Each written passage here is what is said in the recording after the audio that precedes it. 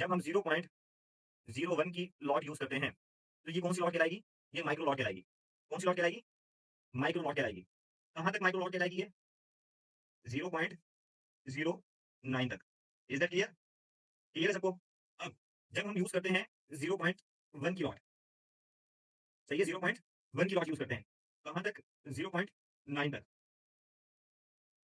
तो ये कौन-सी लॉट कहलाएगी? ये मिनी लॉट कहलाएगी। पहले वाली माइक्रो जो पॉइंट के बाद 0.1 से लेके 0.09 तक। ये वाली कौन-सी कहलाएगी? 0.1 से लेके 0.9 की मिनी लॉट। और स्टैंडर्ड लॉट कहाँ से कहलाएगी? 1 से। 1 standard lot, 2 standard lot, 3 standard lot, जितने भी आप यूज़ करते हो। तो ये 3 कैटेगरी की लॉट साइज़ेज़ होती हैं, जिसमें कौन-कौन सी आ जाती है? स्टैंडर्ड लॉट आ जाती है, माइक्रो लॉट आ जाती है और मिनी लॉट आ जाती है। माइक्रो के अंदर 0.01, मिनी के अंदर 0.1 और लास्ट के अंदर जो स्टैंडर्ड लॉट है वो 1। अब हमें ये भी आइडिया होना चाहिए कि भई ये जितना मूव करेंगे तो हमारा कितना माइनस होगा या कितना प्लस होगा, ये चीज़ें भी हमें आइडिया होनी चाहिए। उसके बाद अब जैसे यहाँ बताया गया है कि अब इंस्ट्रूमेंट क्या है? अब यूरो यूएसडी है, जस्ट लाइक करेंसी की हम बात कर लेते हैं, ठीक है? करेंसी के जितने भी इंस्ट्रूमेंट हैं, सही है? अब फॉर एग्जांपल यहाँ क्या बताया गया है?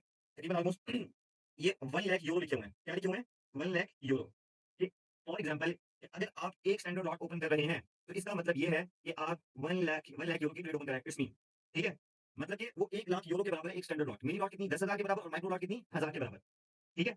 एक माइक्रो लॉट के अंदर ये चीज़ आएँगी और मिनी के अंदर 10,000। बेसिकली ये इसका कॉन्ट्रैक्ट साइज़ कहलाता है। क्या कहलाता है इसका? Contract size. ठीक है? ये चीज़ हमने आइडिया लगाना है। इसी तरीके से अगर जेपीवाई का है, तो इसके लिए $1,00,000 का कॉन्ट्रैक्ट साइज़ है। मिनी के अंदर $10,000 का और माइक्रो के अंदर $1,000 का।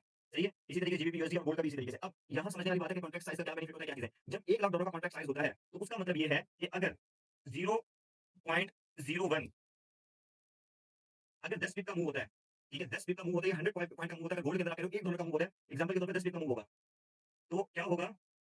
आपका $1 जो है प्रॉफिट होगा या लॉस होगा? जो आपकी फेवर में गया तो प्रॉफिट होगा, फेवर में नहीं गया तो लॉस होगा। Is that clear? इसी तरीके से 0.1 की लॉट अगर यूज़ करते हैं हम, ठीक है? तो 10 पिप पे कितने जाएँगे? $10 और एक स्टैंडर्ड लॉट के ऊपर 10 पिप के ऊपर $100 जाएँगे।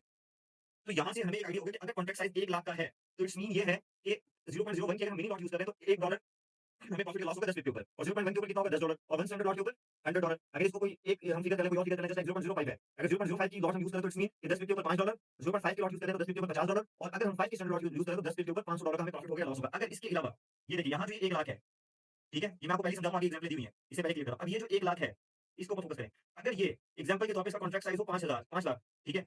500 के जस्ट लाइक जैसे सिल्वर का है ऑलमोस्ट, आई थिंक सिल्वर का इतना ही है, ये किसी और पेयर का। तो जब भी आप पेयर में ट्रेड करेंगे, वैसे तो फॉरेक्स की करेंसीज़ के सारे 1 लाख है, उसमें चेक करने की जरूरत नहीं है। लेकिन अगर आप किसी और उसके अंदर ट्रेड करें तो अपना कॉन्ट्रैक्ट साइज़ चेक कर लेना है। तो इसका मतलब क्या होगा कि अगर आप जैसे 5 लाख का कॉन्ट्रैक्ट साइज़ है, अगर आप 0.01 की लॉट यूज़ कर रहे हैं और 10 पिप का मूव आता है, तो $1 की बजाय $5 प्लस होगा या $5 माइनस होगा।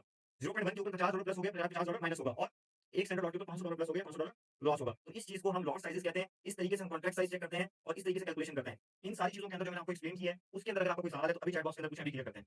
मैंने बड़े आराम से आपको क्लियर किया, आई होप समझ आई होगी। प्लीज़ लॉट साइज़ बता दें। अगेन रिपीट कर देता हूँ, no problem. Loss is basically financial instrument है, जब आप फॉरेक्स के अंदर ट्रेड करते हो तो आप लॉट साइज़ेज़ के अंदर ट्रेड कर रहे होते हैं, ठीक है? मैं जल्दी रिपीट करूँगा, अंडरस्टैंड करना है, ठीक है?